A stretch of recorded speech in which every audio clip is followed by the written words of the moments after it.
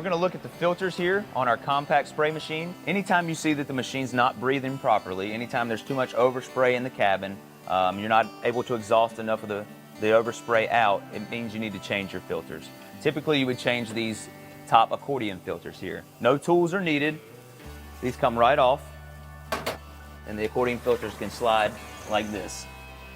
We do have some sub fiberglass filters here underneath. Typically it's going to be about a 2-to-1 change. If you're going to change these, about half the amount of time as you change these top accordion filters. Most customers are going to change these accordion filters out every day. That being the case, they will probably change these fiberglass filters every other day.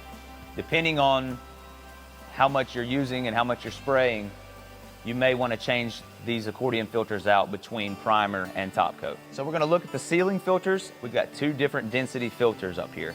We have a more dense filter here that is over the side of the spray machine and over the filters. We have a less dense material here in the middle 3 that are directly over the spray belt.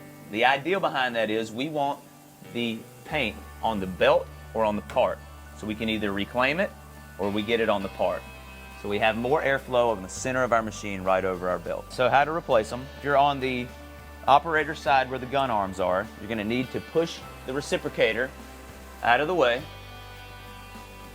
going to take your first filter, lift it up and over, and out. Typically these are not changed nearly as often as the side filters over here, the accordion filters. Again, depending on use is the life of these filters. So if you are getting overspray on these sealing filters, then the machine is not breathing properly. You need to look at your accordion filters. You also need to look at your intake air.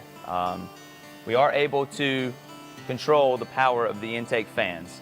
So early in the shift, you want to start down low, maybe 30–40% intake air. When you start having to increase that number, when you get up to 80–90%, it's best to go ahead and change your accordion filters and turn that intake motor down. If you're getting paint on these sealing filters, then it is definitely time to look at changing your accordion filters or your fiberglass filters underneath. All right, we're going to look at the atmospheric filters now. We bring in air from the room that we're in, and we change these filters just like this. They're easy to pull out, no tools are needed. How often you're going to need to change these depends on the cleanliness of the room you're in. There's a lot of sanding dust, just regular dust from the woodworking shop. You're going to need to change these more often. If you're in a cleaner room, you're going to change them a lot less often.